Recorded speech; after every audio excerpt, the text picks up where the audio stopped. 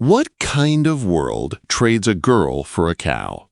The question hit the heart like a hammer, and it was the truth of Norah Crane's life the day the wagon rolled into Pine Ridge. She was 19, thin from hard years, quiet from too many hurts, and sold by the only family she had left. The evening lights spread across the mountains as the wagon creaked to a stop. The air smelled of pine and smoke drifting from the scattered cabins along the ridge. Norah sat in the back, gripping her old satchel. Her knuckles were white from how tight she held it. She kept her eyes down, because she had learned long ago that looking up only invited trouble. Ezra Blackwell, her uncle, climbed down from the wagon with a smile that hid the poison in his words. He was the kind of man who could sell anything if it meant a coin in his pocket. He walked to the tall man standing by the split-rail fence, the man he had come to meet. Garrett Stone. People in Pine Ridge spoke his name in low voices. Some with respect, some with fear. A man who lived alone in the mountains. A man who had lost too much. He stepped forward now, slow and steady, like someone who knew the land better than he knew people. He wore a worn coat and a battered hat pulled low over his eyes. His beard was trimmed short, his face marked by a life of hard winters and quiet days. Ezra pointed at the cow tied to the wagon. "There she is, Stone. Good milk cow." Sturdy, worth the price. Garrett did not look at the cow. His eyes moved to Norah, who still stared at the dirt, her shoulders tight with fear. Her dress was faded, patched in too many places. She looked more ghost than girl. "And the girl?" Garrett asked. Ezra waved his hand as if she were nothing. "My niece. Slow and useless. She'll do the chores. Cook, mend, whatever you need. I'm done feeding her." Norah didn't flinch. She had heard worse. Garrett looked at Ezra, then at her. His eyes were dark and steady, like a storm that had learned to be quiet. He finally reached into his coat and handed Ezra the rope tied to the cow. Ezra snatched it with a greedy grin. "Pleasure doing business," Ezra said, tipping his hat before he climbed onto the wagon and rode away. Dust rose behind him as he left her there, alone with a stranger who had just taken her in exchange for livestock. Silence filled the mountain air. Only the wind broke it. Garrett walked toward the cabin without looking back. "Come inside," he said. "You'll need a place to sleep." Norah followed him with soft steps, as if afraid to make noise. The cabin was plain but clean, a small fire glowing in the hearth. The warmth surprised her. Nothing in her life had ever been warm. Garrett pointed to a barrel in the corner. "There's water. Supper is on the table if you want it." Norah stood near the door, unsure. She waited for orders, for shouting, for something sharp to cut the moment. Instead, Garrett sat at the table with a tin cup of coffee. He took a sip, then looked at her. "I didn't ask for this," he said in a quiet voice. "Didn't ask for a cow either, but a deal is a deal." He set the cup down and asked, "You got a name?" She hesitated. Norah Crane." Quote. He repeated her name slowly, like he wanted to understand it. "You can stay here as long as you work. I don't keep prisoners." Those words loosened something tight inside her chest. There was no threat in them, no cruelty, just a simple truth. "Yes, sir," she whispered. He frowned. "Don't call me sir, just Garrett." That night, Norah lay on a small cot in a room he had cleared for her. The blanket smelled of cedar and smoke. She heard him moving in the other room, the creak of a chair, the soft thump of his boots. For years she had slept in fear. But here, in this old cabin, the fear was different. Softer, like it didn't know where it belonged.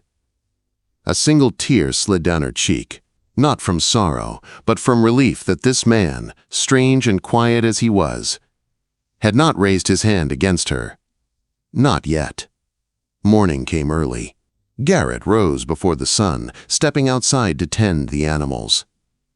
Norah followed him, unsure what her place was in this new world. Days passed. She helped with cooking, cleaning, mending. Garrett never asked for more, never shouted, never touched her in anger. Once, when she struggled to lift a heavy water bucket, he took it from her without speaking. He poured half out and handed it back. "Don't hurt yourself proving something no one asked you to," he said. It was the kindest thing anyone had ever said to her. One afternoon, she found a wooden carving of an elk in the shed. Its edges were burned, the wood dark from an old fire. She brushed the soot away, and her heart tightened at the careful lines carved into it. Garrett appeared in the doorway. "My boy made that," he said in a low voice. "Caleb." He was 8. She looked up at him, understanding in her eyes. "I'm sorry," she whispered. He nodded. Most people don't know. Something changed between them that day, not with words, but in the quiet way they moved around each other. The silence no longer felt like a wall. It felt like space, a place she could breathe. And slowly, so slowly she almost didn't notice it, the mountain began to feel less like the end of her life, and more like the start of something she had never dared to imagine. A home. Fear returned to Pine Ridge, like a shadow that refused to fade. Norah felt it in the air, in the way Garrett checked the fence lines twice a day, in how he kept his rifle close even when he sat by the fire. Something had shifted after Ezra sold her, something in the way the world seemed to watch their cabin from the tree line. Norah tried to ignore it, focusing instead on her days. She learned the rhythm of the mountain, the way the smoke drifted at dusk, the way the wind carried scents of pine and wet earth before a storm. She loved feeding the horses, their soft breaths warming her hands on cold mornings. She liked baking bread in the small kitchen, humming quietly as she worked. Garrett said nothing about her music, but one morning when she stopped halfway through a tune, he said, "Songs ought to be finished." She blushed, then continued, and for the first time since arriving, she felt like someone had actually heard her. But not all days were peaceful. One afternoon, as she gathered herbs by the creek, she heard a voice behind her. "Careful where you step, girl." Quote. She turned to see Beth Rock, the healer from town. Beth had sharp eyes but a warm smile. "Don't mind me," Beth chuckled. "I'm just surprised to see someone besides Garrett on this mountain. You must be the girl Ezra traded." Norah stiffened. She still hated hearing it out loud. "I'm staying here now," she said.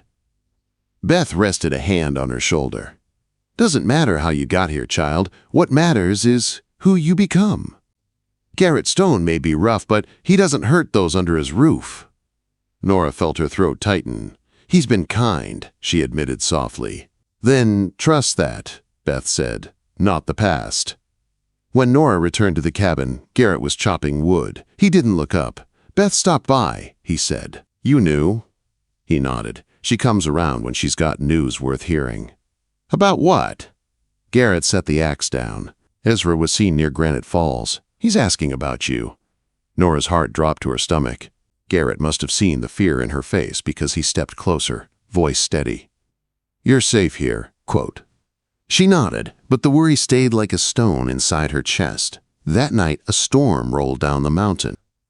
Thunder boomed across the sky as the wind rattled the cabin. Norah woke to a crash outside and saw a lantern swinging wildly near the shed. Garrett had gone out earlier to secure the animals. Her heart raced. She grabbed her boots and ran into the storm. Rain hit her face like icy needles, and mud sucked at her feet. Lightning cracked across the sky, lighting the ridge in blinding white. "Garrett!" she screamed. She slipped and fell hard, pain shooting through her knees and hands. Before she could rise, strong arms lifted her from the ground. "Fool, girl!" Garrett growled, his voice rough with worry as he carried her into the shed. "You'll freeze." "You were out here alone," she gasped. "I've handled storms before." He wrapped his coat around her shoulders. His hands trembled, not from the cold but from something deeper. "You shouldn't have come," he said. "I thought you were hurt." Their eyes met. Hers filled with fear, his filled with something he hadn't allowed himself to feel in years. Care. The storm raged outside, but inside the shed it was quiet, warm from the horses, breath. Garrett didn't move away from her right away. When he finally did, it was slow, reluctant. Neither spoke of the moment afterward, but something between them changed. Not spoken. Not claimed, but real. The next morning, sunlight poured through the cracks in the wood. Garrett helped her stand. brushing mud from her hair with gentle fingers he didn't seem to realize were gentle. For days the storm in their hearts stayed quiet. Then everything broke. Norah was gathering laundry on the porch when she saw dust rising on the trail. A rider came fast, too fast for peace. Ezra Blackwell. He dismounted with a sneer. "Well now, look at you," he said. "Living like a queen. Shame it won't last." Norah backed away, her breath shaking. "What do you want, Ezra?" "You," he smirked. "I didn't sell you for good. Your blood. You come with me." "No," Norah whispered. Ezra raised his hand. One of the men with him cocked a rifle. "You're coming," Ezra said, "alive or not."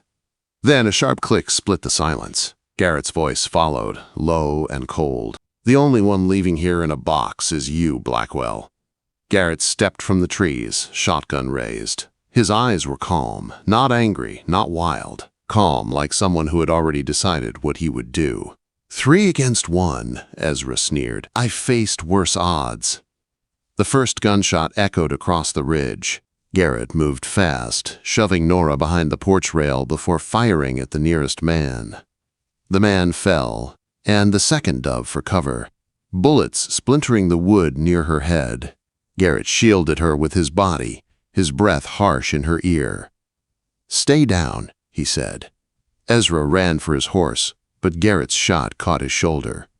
Ezra screamed, clutching the wound. "You think this is over?" he spat. "You think she's yours?" Garrett's jaw clenched. "Leave." "You'll regret this," Ezra growled, climbing onto his horse with one arm. "I'll be back for what's mine." He rode into the distance, leaving dust and the smell of gunpowder behind. When silence returned, Norah's legs trembled.